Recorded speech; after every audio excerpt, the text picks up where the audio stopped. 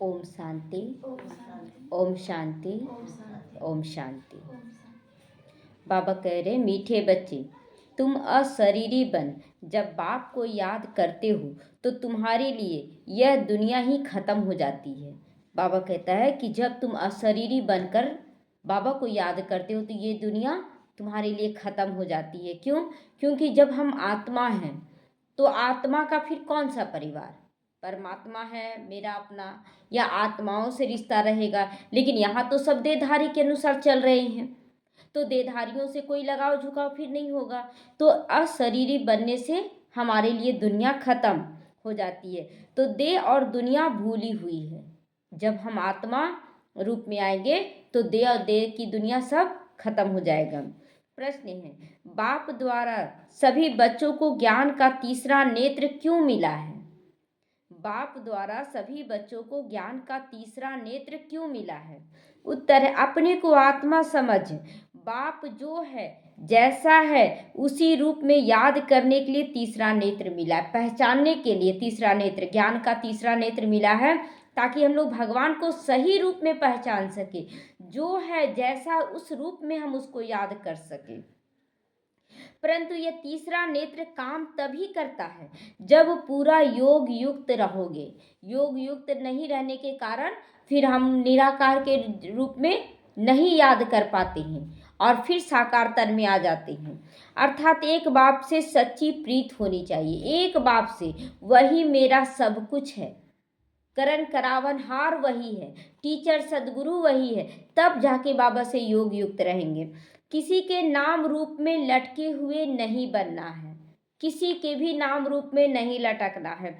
माया प्रीत रखने से ही, माया प्रीत रखने में ही विघन डालती है। बाबा से जब हम रिश्ता जोड़ते हैं तो माया क्या करती? विघन डालती है। वास्तव में माया विघन क्यों डालती है? बोलते हैं ना कि भगवान ले, उसमें तो बोलते भगवान लेता है परीक्षा अपने सच्चे भक्तों की।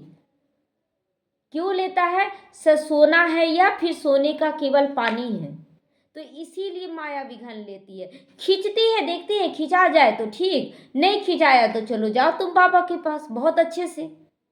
तो माया विघन डालती है, इसी से बच्चे धोखा खाते हैं, इसी में बच्चे धोखा खाते हैं। लेकिन अगर आत्मिक स्थिति रहेगा तो कभी धोखा नहीं खाएंगे, बाबा उसको बचाता रहेगा।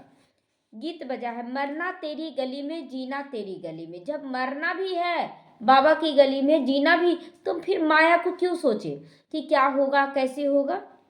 ओम शांति। सिवाय तुम ब्राह्मण बच्चों के इस गीत का अर्थ कोई समझ ना सके। बाबा कहता है मरना तेरी गली में जीना तेरी गली में, तो ये इसका अर्थ कोई नहीं समझ सकता। किसी के लिए कोई रुका रहेगा क्या? कि तेरे साथ ही हम मरेंगे, तेरे साथ ही जिएंगे। देहधारियों के साथ ऐसा हो सकता है? नहीं। तो मरना तेरी गली में जीना तेरी गली में कहने का मतलब बाबा के साथ ही सब कुछ करना है। तो इस गीत का अर्थ बाबा के बच्चे जानते हैं। जैसे वेद शास्त्र आदि बनाए हैं, परंतु जो कुछ पढ़ते हैं उसका अर्थ नहीं समझ सकते। इसीलिए बाप कहते हैं मैं ब्रह्मा मुख द्वारा सब वेद शास्त्रों का सार समझाता हूँ।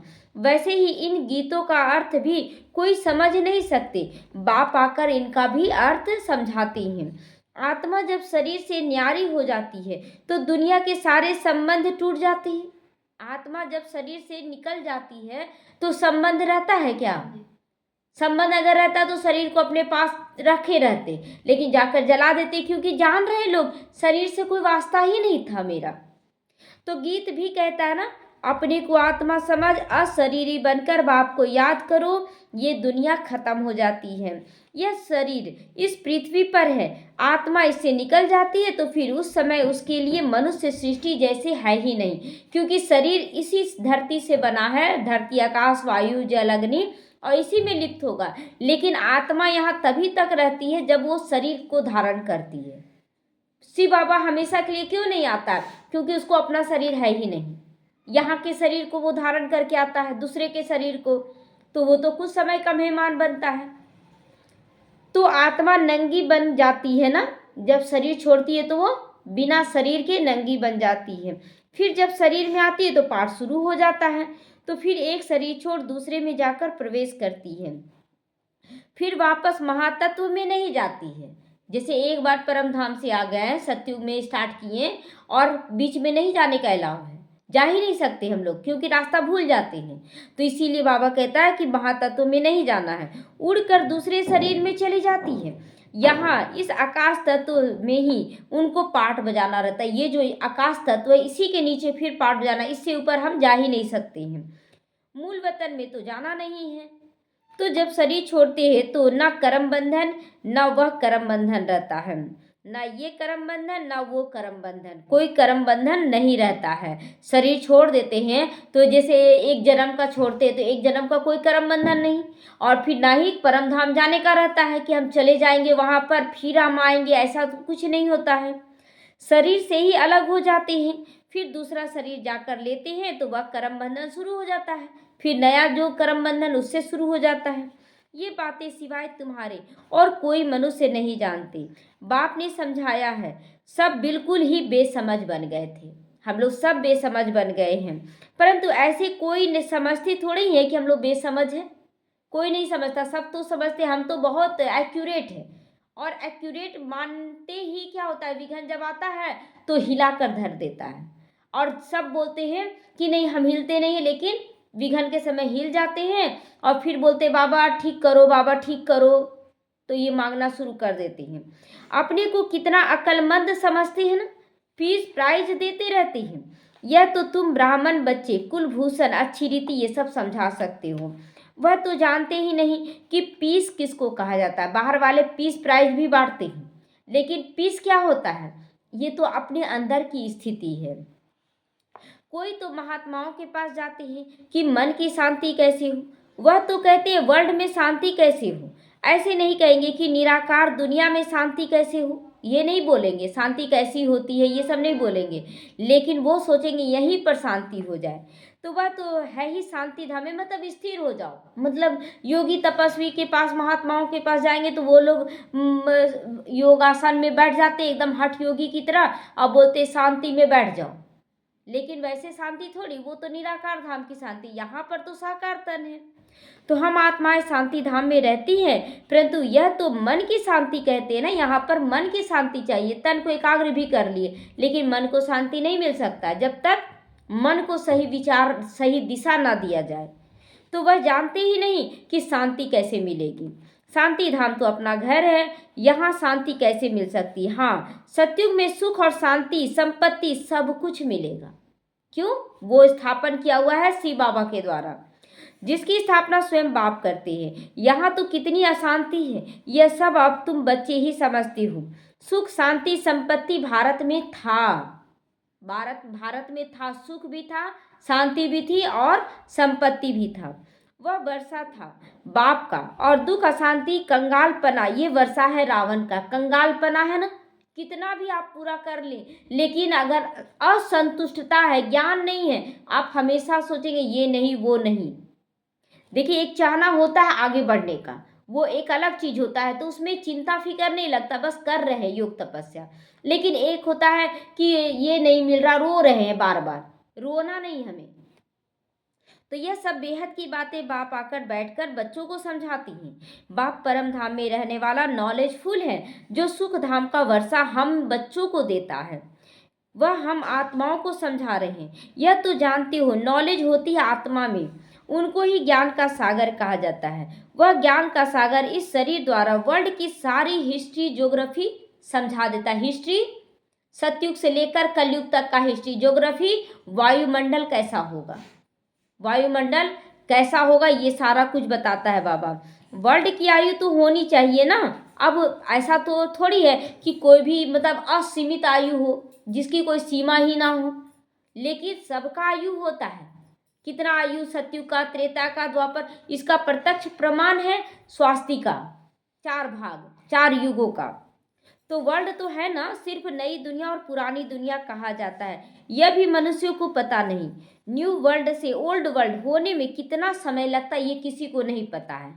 तो शरीर का भी पता है कि अब कितना समय में पुराना होंगे, ये भी नहीं पता है। कब ये शरीर छोड़ देंगे पता है, नहीं पता है। तो तुम बच्चे जानते हो कलयुग के बाद सतयुग जरूर आएगा, ये तो सभी जान रहे हैं। अभी कलयुग नाम कैसे बदली हो गया, पता पड़ा? नाम बदली कोई तो किया होगा ना। सतयुग के बाद सभी लोग बोले होंगे अब त्रेता युग आ गया, टचिंग हुआ बुद्धि को। त्रेता के बाद द्वापर आया तो बोले लोग कि अब द्वापर युग चल रहा है। अब कलयुग आया, ये भी कोई बताया कलयुग आया। तो बाबा कहता अब कलयुग के बाद तो सतयुग जरूर आएगा। सतयुग माना जब सभी बाबा के बच्चे सतो प्रधान बनना शुरू हो गए तो सतयुग आना शुरू हो गया, क्योंकि 50 साल कलयुग का, 50 साल सतयुग का। तो सतयुग तो आ रहा है, अभी आ रहा है कि नहीं, आ गया है कि नहीं? सतयुग आ गया है, आ गया है का मतलब कि मन की स्थिति सतो प्रधान होती जा रही है। बहुत आत्माएं बन चुकी जो बहुत अच्छे से जीवन जी रही है अभी। तो इसीलिए कलयुग और सतयुग के संगम पर बाप को आना पड़ता है। यह तो तुम बच्चे जानते हो कि परम पिता ब्रह्मा द्वारा नई दुनिया की स्थापना और शंकर द्वारा विनाश कराते हैं। तो त्रिमूर्ति का अर्थ भी है स्थापना, विनाश, पालना। स्थापना, पालना, विनाश नहीं बोलेंगे, समझाया गया ना। स्थापना पहले बाबा के ज्ञान को धारण करना, उसके बाद विनाश, अपने अंदर की कमी कमजोरी विकारों को, सब कुछ को विनाश कर देना। उसके बाद फिर दूसरों को पालना देने के निमित्त बनना। तो ये तो कॉमन बात है, परंतु यह बातें तुम बच्चे भूल जाते हो। क्यों बोलता है बाबा भूल जाते हो? भूल जाते हैं कि नहीं? सच बोलता है कि झूठ बोलता है बाबा? नहीं तो तुमको खुशी हमेशा रहनी चाहिए, कभी दुखी नहीं होगे। निरंतर याद रहना चाहिए, बाबा क्लियर करा, निरंतर याद ये रहना चाहिए। बाबा हमको नई दुनिया के लिए लायक बना रहे हैं। तुम भारतवासी ही लायक बनते हो और कोई नहीं। भारतवासी ये बात बोला जाए तो विदेशी बोलेंगे हमको नहीं बोला जा रहा। भारतवासी का मतलब यहीं के लोग जो देवी देवता कुल के थे वो विदेश में गए हैं, ये नहीं कि विदेश वाले अलग हैं, नहीं। तो जो और धर्मों में कन्वर्ट हो गए वह भी आ सकते हैं इसमें, ये फिर इसमें कन्वर्ट हो जाएंगे। जो गए हैं वापस आ जाएंगे, जैसे उसमें गए थे वैसे वापस भी आ जाएंगे। यह सारी नॉलेज तुम्हारी बुद्धि में है, मनुष्यों को समझाना है। यह पुरानी दुनिया बदलती है, महाभारत लड़ाई भी जरूर लगनी है। इस समय ही बाबा आकर राजयोग सिखलाते हैं। जो राजयोग सीखते वो नई दुनिया में चले जाएंगे। राजयोग अपने ऊपर राज्य करना, सभी देहधारियों के दिलों पे राज्य करना। अब ये नहीं कि केवल ब्राह्मण आत्माओं के दिल में राज्य करना है, लौकिक, अलौकिक, पारलौकिक तीनों प्रकार की आत्माओं के दिल पर राज्य करना। सब समझे, ये लोगों का योग तपस्या अलग है, एकदम सतो प्रधान है। वो लोग ऐसा समझे तो वैसा स्थिति से समझेंगे। तो तुम समझा सकते हो, कैसे समझा सकते हैं हम सब? अपनी स्थिति से। तो ऊंची से ऊंचा भगवान, फिर ब्रह्मा विष्णु शंकर, फिर आओ यहाँ तो मुख्य जगत अम्बा जगत पिता बाप आते भी यहाँ है ब्रह्मा के तन में। तो प्रजापिता ब्रह्मा भी यहाँ है ना, प्रजापिता ब्रह्मा है यहाँ पर अभी। ब्रह्मा द्वारा सूक्ष्मतन में तो कोई कार्य नहीं होगा, सूक्ष्मतन में स्थापना थोड़ी करेगा। अगर अभी अव्यक्त भी बन गया है ब्रह्मा बाबा तो करने के लिए कहाँ दौड़ता है? नीचे आता है कि नहीं सबको सहयोग देने के लिए? ऐसा तो नहीं कि वहीं पर कर रहा है काम, वहां से नीचे आता है। आज कितने बच्चे बोलते हैं कि ब्रह्मा बाबा का साक्षात्कार हुआ, तो आना पड़ा ना उनको। तो यहाँ ही कार्य होता है, वहाँ रहने का स्थान अभी फरिश्ते के रूप में उनको है, यहाँ ही कार्य होती है। यह व्यक्त से अव्यक्त बन गए, अभी वह व्यक्त से अव्यक्त और अव्यक्त से फिर सामने आते हैं, व्यक्त बनते। यह राजयोग सीख कर फिर विष्णु के दो रूप बनते, लक्ष्मी और नारायण दोनों का रूप बने ब्रह्मा बाबा भी। क्यों? देखिए, माँ के रूप में भी पालना दिया, बाप के रूप में भी पालना दिया। तो हम बच्चों को भी आत्मा समझकर पालना के निमित्त बनना है। ये नहीं मैं स्त्री हूँ तो पुरुष का रोल कैसे अदा करूँ, मैं पुरुष हूँ तो स्त्री का रोल कैसे अदा करूँ, नहीं, हमें दोनों का रोल अदा करना है। तो वर्ल्ड की हिस्ट्री ज्योग्राफी समझनी चाहिए, मनुष्य ही समझेंगे तो वर्ल्ड की का मालिक ही वर्ल्ड की हिस्ट्री ज्योग्राफी समझा सकता है। जो पिता है वही तो अपने बच्चों को बोलेगा ना कि तुम बचपन में ऐसे करते थे, तुम ऐसे करते थे। कौन बताएगा? पिता से ज़्यादा कोई बताएगा क्या? नहीं ना। तो यहाँ पर भी वर्ल्ड का जो मालिक है शिव पिता, वही हमें बता रहा है कि तुम सतयुग में क्या करते थे, त्रेता में क्या करते थे। वह नॉलेजफुल है, अब पुनर्जन्म रहित है, जन्म तो लेता नहीं है जो वो भूल जाए, तो पुनर्जन्म रहित है। यह नॉलेज किसी की बुद्धि में नहीं है। परखने की भी बुद्धि चाहिए ना, क्या परखना है, ये ज्ञान सही है या गलत। आज बच्चे बोलते वो हमको इतना भड़काने का कोशिश करता, कर रहा है। हम अपने को देखे परखे, इस ज्ञान को परखे, सही क्या है गलत क्या है। तो कुछ बुद्धि में बैठता है या ऐसे ही है, नब्ज देखनी चाहिए सबका, कि लोग बस यही बोल रहे नहीं वो बहका रहे, अरे आप क्यों बहक रहे, ये आपकी गलती है ना, वो तो परीक्षा ले रहा है कि आप कहीं बहक तो नहीं जा रहे हैं ना, वो तो निमित्त बन रहा है परीक्षा के लिए। तो एक अजमल खान नामी ग्रामी वैद्य होकर गया है, उस समय बाबा के समय गया होगा, तो कहते देखने से ही उसको बीमारी का पता पड़ जाता था। वैद्य जो था ना, देखता था ना चेहरा, आँख, ये सब, तो पता पड़ जाता था इसको ये बीमारी है। तो अब तुम बच्चों को भी समझ लेना चाहिए कौन सा बच्चा कैसा चलने वाला है, एक्यूरेट कौन है और टेम्परोरी कौन है। तो बाप ने बच्चों को तीसरा ज्ञान का नेत्र दिया है, जिससे तुम अपने को भी आत्मा समझ सकते हो।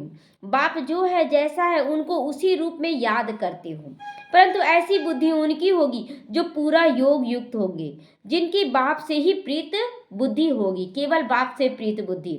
कोई देधारी में अटके लटके चटके नहीं होंगे, है ना। हम लोगों को केवल बाप से रखना है। सब तो एक जैसा नहीं है ना, लेकिन सब एक जैसा है, कोई कुछ में लगा हुआ है, कोई कुछ में, तो एक दो के नाम रूप में लटक पड़ती है। बाप कहते हैं प्रीत तो मेरे साथ ही लगाओ ना, ठीक है, दुनियादारी संभालना है संभालो, कोई हर्जा नहीं। कल भी बाबा बोला ना, युवा हो तो दोनों काम करो, सब कुछ करो, लेकिन बुद्धि योग तो मेरे साथ लगा सकते हो ना। लेकिन माया ऐसी है जो प्रीत रखने नहीं देती है। बच्चा अपनी ओर खींचता है, पति अपनी ओर खींचता, जबरदस्ती रिश्ते खींचते हैं, धन अपनी ओर खींचता है, दुनिया का आकर्षण खींचता है। ठीक है हम कर रहे हैं, लेकिन अंदर से तो कोई आसक्ति ना रखें। तो माया भी देखती है, हमारा ग्राहक जाता है तो एकदम नाक कान से पकड़ भी लेती है, नाक और कान, सांस भी रोक देती है और कान सुनने नहीं देती कुछ भी। तो फिर जब धोखा खाते हैं तब समझते माया से धोखा खाया, माया हमको दिखा दिया कि देखो ये आकर्षण अच्छा है, और जब हम फंस कर गिर गए तब महसूस हुआ कि हम क्या कर गए। तो इसलिए पहले ही परखने की शक्ति यूज करना है, ऐसा नहीं अब पछतावे हो तो क्या, जब चिड़िया चुग गई खेत किसके लिए है, हम बच्चों के लिए है। जब समय रूपी खेत चुगा गया तो अब क्या फायदा। तो माया जीत जो बनते हैं वही जगत जीत बन सकते हैं, और जो माया जीत नहीं तो जगत जीत भी नहीं बन सकेंगे, ऊंचा पद नहीं पा सकेंगे। इसमें मेहनत करनी है, इसी में तो मेहनत करनी है ना। बाबा ये बच्चा मेरा नहीं, ये बच्चा आपका है, मेरा बच्चा तो शिव बाबा आप हो। जितना देर मेरा पाठ है, जैसे काम वाली आती 1 घंटा काम की और उसके बाद चली गई, हम भी जितना देर सेवा करने का है लौकिक परिवार का या जो भी कर लिए, उसके बाद अब हम जा रहे, बाबा बाप का बच्चा आप संभालो, एकदम निश्चिंत होकर निकल जाना है। तो अपने आप को वही काम वाली समझना है, टाइम पर करें, डिटैच हो जाए, यही सोच रहा है। अब घर में अगर ये वाइब्रेशन तो जा रहा है ना लौकिक परिवार वालों को, अब लौकिक परिवार वाले बोलना शुरू कर देते तुम तो इस घर की नौकरानी हो, अब इसमें सबको बुरा लग जाता है। नौकरानी कैसे बोल सकता, हम इतना कर रहे, अरे आपको बुरा ही क्यों लग रहा है, देभान आ गया बुरा लगने का। तो श्रीमत कहती है माम एकम याद करो, तुम्हारी जो पतित बुद्धि है ना वो पावन बन जाएगी। परंतु कईयों का तो मुश्किल लगता है योग, सही योग बैठ तो जरूर गए हैं लेकिन सही योग लग नहीं रहा है, इसीलिए देभान आ जाता है। इसमें सब्जेक्ट एक ही है, अलफ और बे, अल्लाह को पहचानो, बादशाही को पहचानो। बस 2 अक्षर भी याद नहीं कर सकते हैं, 2 अक्षर भी याद नहीं कर सकते हैं बाबा को और बादशाही को। बाबा कहे अलफ को याद करो, फिर अपनी देह को, दूसरे की देह को याद करते रहते हैं। बाबा कहते अलफ को याद करो, और बच्चे क्या करते हैं, चाहे तो अपने देह को, चाहे तो दुनिया वाले जो परिवार वाले उसके देह को याद कर लेते हैं। बाबा कहते देह को देखते हुए भी तुम मुझे ही याद करो कि बाबा इस बेटे के रूप में भी तुम हो मेरे पास। तो बाबा कहता देह को देखते हुए भी आप क्या करो कि बच्चा, इस बच्चे के रूप में बाबा आप हो मेरे पास। और जब तक हम निमित्त है कर रहे हैं फिर डिटैच हो गए। तो आत्मा को अब तीसरा नेत्र मिला है, मुझे देखने और समझने का, उससे काम लो। तीसरा नेत्र मिला है ना कि कैसे देखना है, क्या देखना है, तो इससे काम लो, ज्ञान से। तुम बच्चे अभी त्रिनेत्री त्रिकालदर्शी बनते हो, तीनों काल को जान रहे हो कि मेरा आने वाला कल कैसा होगा, मेरा पीछे वाला कल कैसा था, और अभी हमें क्या करना है, ये सारा कुछ नॉलेज मिल रहा है। परंतु तुम त्रिकालदर्शी भी नंबर वार बनते हो। अगर पूरी एक्यूरेट बन जाए ना त्रिकालदर्शी, तो सब महाराजा महारानी बन जाए। तो बनना है कि नहीं, कि दास दासी बनना है, महाराजा महारानी बनना है। तो नंबर वार नहीं बोलना है, बाबा मैं नंबर 1 हूँ, मुझे अच्छे से देख कर चलना है। जहाँ फंसाए माया फंसाए तो बोला नहीं, हमको नहीं फंसना है, मन बुद्धि से डिटैच हो जाए। नॉलेज धारण करना कोई मुश्किल काम नहीं है। मैं आत्मा हूँ, तुम भी आत्मा। आज हम मर गए तो क्या करेंगे, फंसे रहेंगे क्या? बोले जो देहधारी परिवार है ना, बोलेगा अब तुम जाओ, हो गया तुम्हारा पाठ खत्म। भूत के रूप में अगर आप जा रहे फिर भी, तो झाड़ फूक करवा के आपको भगाया जाएगा। हाँ, तो बहुत ही अच्छा समझते हैं, सभी बहुत अच्छा समझ रहे हैं इस बात को। परंतु योग बल कम हो जाता है, फिर बीच बीच में फिर देहधारी में लटक जाते हैं। देही अभिमानी पना बहुत कम है। थोड़ी बात में क्रोध आ जाता है, गुस्सा आ जाता है, गिरते रहते हैं। गुस्सा नहीं आना चाहिए। उठते हैं फिर गिरते हैं, आज उठे कल फिर गिर पड़ते हैं। देह अभिमान मुख्य है, फिर और विकार लोभ मोह अहंकार सब में फंस पड़ते हैं। अगर क्रोध आया, एक विकार भी आया तो सारा विकार आ जाएगा, एक गुण आया तो सारा गुण आ जाएगा। ये नियम है, एक के साथ सारा कुछ फ्री। तो एक अवगुण को लाकर सारे अवगुण को लाना है, कि एक गुण को लाकर सारे गुण को लाना है। हाँ, तो देह में भी मोह नहीं रहता है, माताओं में मोह जास्ती होता है। माताओं में बच्चों के प्रति, परिवार के प्रति, सबके प्रति बहुत ज़्यादा मोह है। तो अब बाप उससे छुड़ाते हैं। तुमको बेहद का बाप मिला है, फिर मोह क्यों रखते हो? जब बेहद का बाप मिला है तो मोह क्यों रखते हो? क्या तुम्हारे मोह रहने से ठीक हो जाएगा? लीलावती कलावती मोहवश प्रसाद छोड़कर चली गई, क्या हुआ? डूब गया जहाज।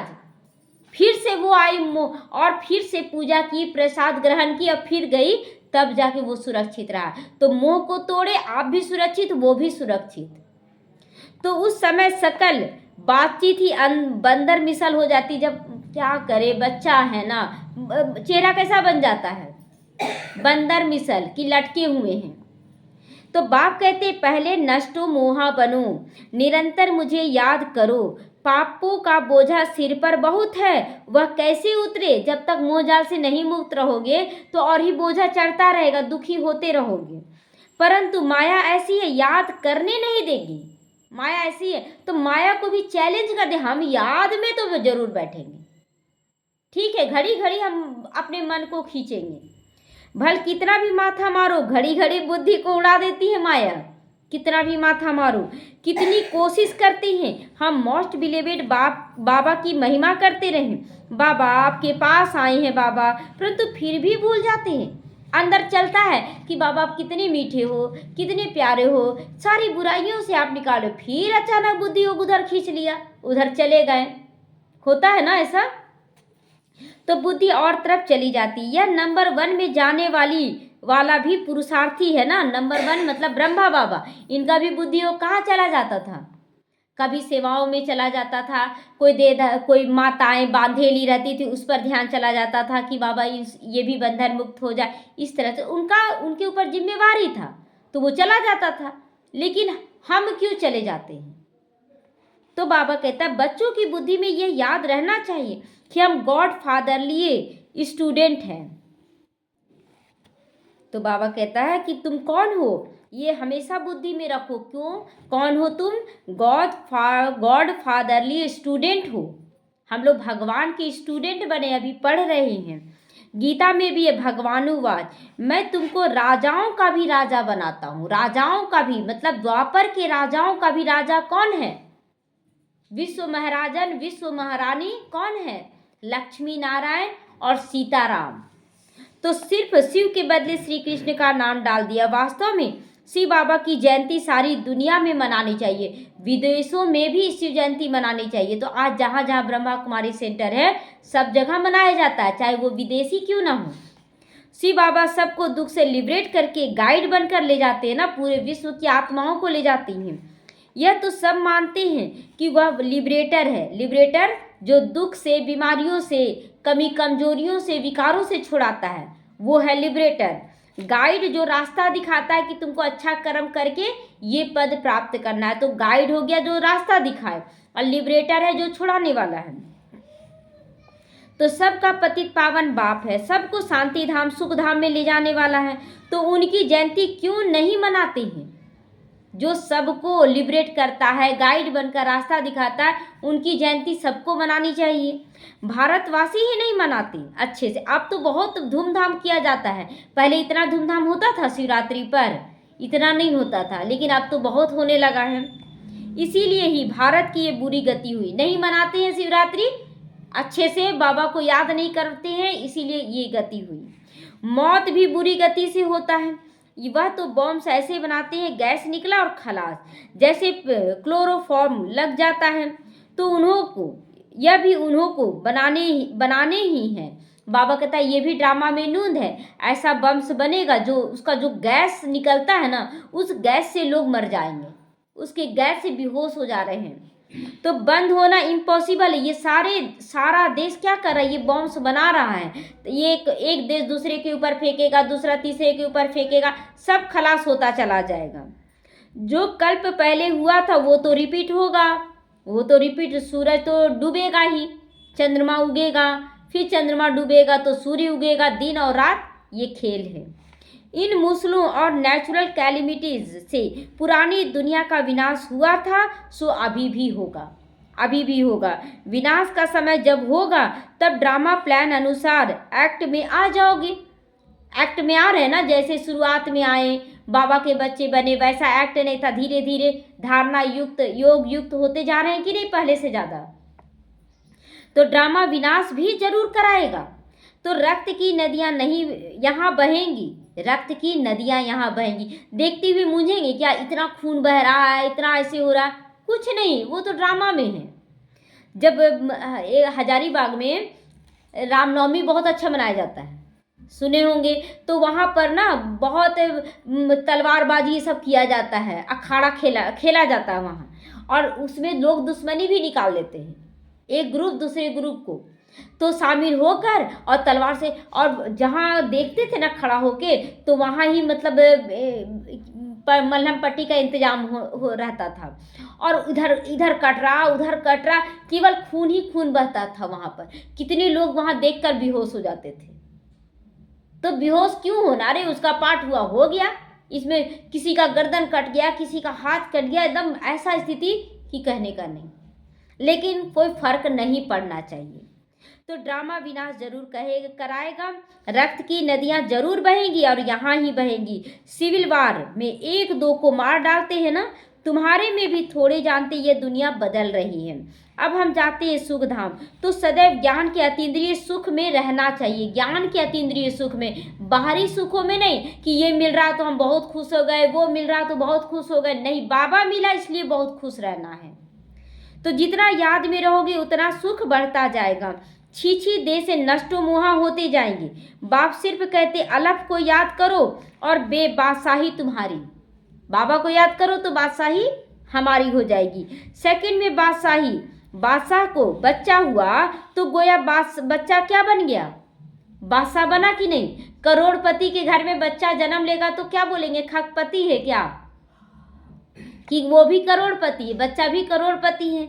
तो हम लोग बादशाह के बच्चे हैं, तो हम भी बादशाह हो गए। तो बाप कहते मुझे याद करते रहो, चक्र को याद करो, चक्रवर्ती महाराजा बनोगे।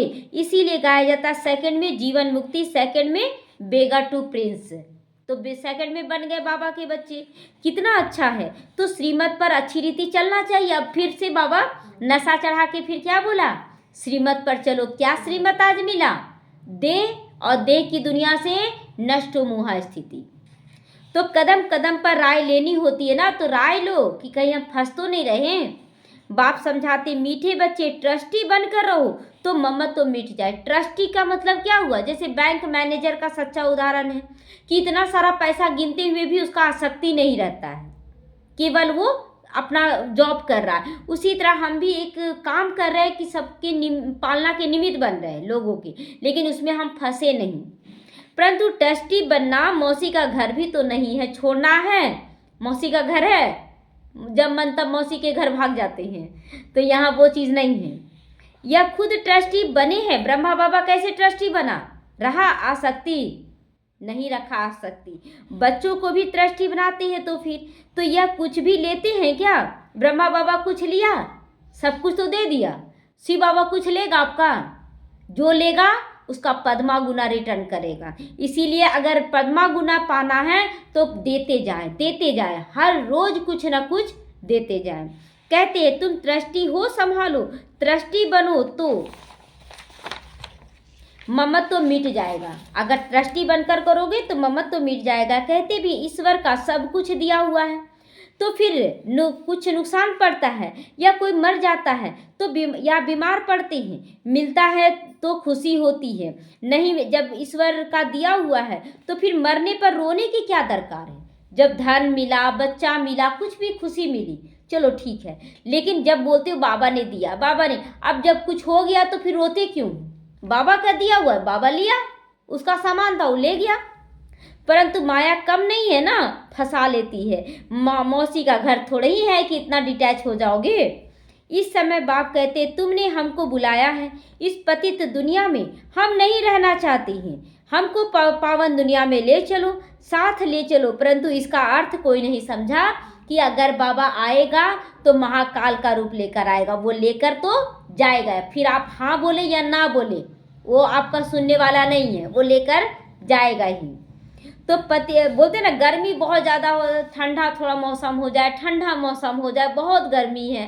अब ठंडा तो आ गया, आपके आह्वान से आया ठंडा, अब ठंडा में बोले क्या करे, बहुत ठंडा है, तो किसी में चैन नहीं है। तो पतित पावन आएगा तो जरूर शरीर खत्म होंगे, जरूर, तब तो आत्माओं को ले जाऊंगा। तो ऐसे बाप के साथ प्रीत बुद्धि होनी चाहिए, प्रीत बुद्धि होनी चाहिए। एक के साथ प्यार रखना है, उनको ही याद करना। माया के तूफान तो आएंगे, परीक्षा लेगी माया। कर्मेंद्रियों से कोई विक्रम नहीं करना, बाबा सावधानी दे रहा है। वह बेकायदे हो जाता है। बाप कहते, मैं आकर इस शरीर का आधार लेता हूँ, यह इनका शरीर है, मेरा नहीं है ये शरीर। तुमको याद बाप को करना है, शिव बाबा को करना है। तुम जानते हो ब्रह्मा भी बाबा है तो शिव बाबा भी बाबा है, दोनों ही हमारा पिता है ना, एक प्रजापिता और एक परम पिता, दोनों ही है हमारा। विष्णु और शंकर को बाबा नहीं कहेंगे। शिव है निराकार बाप, प्रजापिता है साकारी बाप। अब तुम साकार द्वारा निराकार बाप से वर्षा ले रहे हो, साकार बाप द्वारा निराकार का वर्षा ले रहे हैं। दादा इनमें प्रवेश करते। अब प्रजापिता हो गया तो शिव बाबा क्या बन गया? हमारा दादा बन गया, तो दादा का वर्षा ले रहे हैं। तब कहते हैं दादे का वर्षा बाप द्वारा हम लेते हैं। दादा यानी ग्रैंडफादर। कौन अभी दादा बना? शिव बाबा। निराकार बाप है साकार। यह वंडरफुल नई बातें हैं, त्रिमूर्ति दिखाते हैं, परंतु समझते नहीं। शिव को उड़ा दिया ना, तो बाप कहते अच्छी अच्छी बातें समझाते हैं तो खुशी में रहनी चाहिए। क्यों? क्योंकि हम स्टूडेंट हैं, हम अभी पढ़ रहे हैं, समझ रहे हैं, इसलिए खुश रहना है। बाबा हमारा बाप, टीचर और सदगुरु है। अभी तुम वर्ल्ड की हिस्ट्री, ज्योग्राफी बेहद के बाप से डायरेक्ट सुन रहे हो, तो धारण करके औरों को भी सुनाना है। तो यह 5000 वर्ष का चक्र है। कॉलेज के बच्चों को वर्ल्ड की हिस्ट्री, ज्योग्राफी समझानी चाहिए, कॉलेज के बच्चों को भी जो कॉलेज में पढ़ रहे हैं। 84 जन्मों की सीढ़ी क्या है, भारत की चढ़ती कला उतरती कला कैसे होती है, यह समझाना है। सेकंड में भारत स्वर्ग बन जाता है, फिर 84 जन्मों में भारत नर्क बन जाता है। एक जन्म में बाबा ऐसा पुरुषार्थ करवाया कि स्वर्ग बन गया, और स्वर्ग से नर्क बनने में 84 जन्म लगे। तो यह तो बहुत सहज समझने की बातें हैं। भारत गोल्डन एज से आयरन एज में कैसे आया, यह तो भारतवासी को समझाना चाहिए, टीचर्स को ही समझाना चाहिए। जो टीचर्स हैं उनको जरूर समझाना चाहिए। वह है जिस्मानी नॉलेज, यह है रूहानी नॉलेज। वह मनुष्य देते, यहाँ पर गॉड फादर दे रहे हैं, तो वह है मनुष्य सृष्टि का बीज रूप। तो उनके पास मनुष्य सृष्टि का सारा नॉलेज है शिव बाबा के पास। अच्छा, मीठे मीठे सीखी लदे बच्चों प्रति माता पिता बाप दादा का याद प्यार और गुड मॉर्निंग। रूहानी बाप की रूहानी बच्चों को नमस्ते। हम रूहानी बच्चों की रूहानी माता पिता बाप दादा को याद प्यार गुड मॉर्निंग और नमस्ते नमस्ते। शुक्रिया बाबा शुक्रिया। धारणा के लिए मुख्य सार है, इस छीछी देह से पूरा पूरा नष्टो मोहा बन ज्ञान के अतीन्द्रिय सुख में रहना है। ज्ञान जो बाबा दे रहा है उसमें बहुत सुख है, तो उसको अंदर में मंथन करते रहना है, बुद्धि में रहे। अब ये दुनिया बदल रही है, हम जाते हैं सुख धाम में, तो पुरुषार्थ कर लेना है। दूसरा, ट्रस्टी बनकर सब कुछ संभालते हुए अपना ममत्व निकाल दो। किसी में ममत्व नहीं रहे, अगर शरीर छोड़ दे तो, जो बच्चे के पीछे हम लटके हुए वही शरीर छोड़ दे तो क्या पता किसका उम्र कब तक है, अगर हम ही शरीर छोड़ दे तो एक बाप से सच्ची प्रीत रखनी है। कर्मेंद्रियों से कभी भी कोई विक्रम नहीं करना है। वरदान है, ब्रह्मा बाप समान श्रेष्ठ से श्रेष्ठ तस्वीर बनाने वाले परोपकारी बनो। परोपकारी क्यों बोला बाबा? परोपकार किस पर करना? जो हम पर अपकार कर रहे हैं उसके लिए भी अच्छा सोचना ही परोपकार है। तो श्रेष्ठ स्मृति क्या? मैं आत्मा सो फरिश्ता सो देवता सो पूज्य स्वरूप बन रही हूँ, मैं ही ब्राह्मण मैं ही फरिश्ता बन रही हूँ। ये स्मृति स्वरूप बनना है। श्रेष्ठ कर्म करना है और तकदीर की तस्वीर बना लेनी है अच्छी। तो बच्चों ने बनाई है, अभी सिर्फ लास्ट टचिंग है संपूर्णता की, वह ब्रह्मा बाप समान श्रेष्ठ से श्रेष्ठ बनने की। तो इसके लिए परोपकारी बनो। जो आप पर अपकार कर रहा, आपको गाली दे रहा है, उसके लिए भी हमारे दिल में रहम दिल हो। स्वार्थ भाव से सदा मुक्त रहो। अगर वो अच्छा कर रहा तब हम उसके साथ अच्छा कर रहे हैं, ये तो स्वार्थ है ना। तो स्वार्थ से मुक्त बनना है। हर परिस्थिति में, हर कार्य में, हर सहयोगी संगठन में जितना निस्वार्थपना होगा उतना ही परोपकारी बन सकेंगे।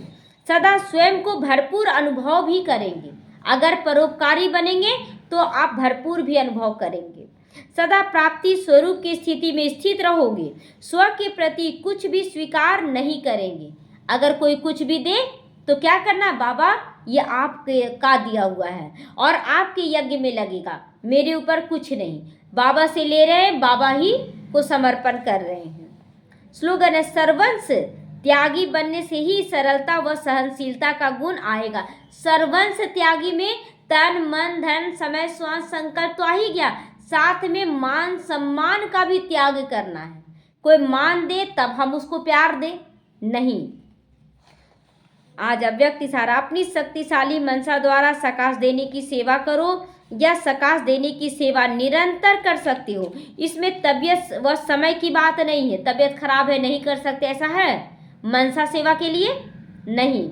तो दिन और रात इस बेहद की सेवा में लग सकते हो। जैसे ब्रह्मा बाप को देखा, रात को भी आँख खुली, बेहद की सकाश देने की सेवा होती रही, ऐसे फॉलो फादर करो।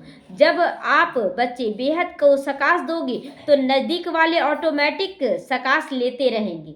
रोशनी जब सूर्य का फैलता, जो नज़दीक है उसको ज़्यादा रोशनी मिलता है ना, तो अपने आप हमारे परिवार वालों को रोशनी नहीं मिलेगा जब सकाश देंगे तो इसीलिए ऑटोमेटिक सकाश वो लेते रहेंगे। इस बेहद की सकाश देने से वायुमंडल ऑटोमेटिक सुंदर और स्वच्छ बनता चला जाएगा।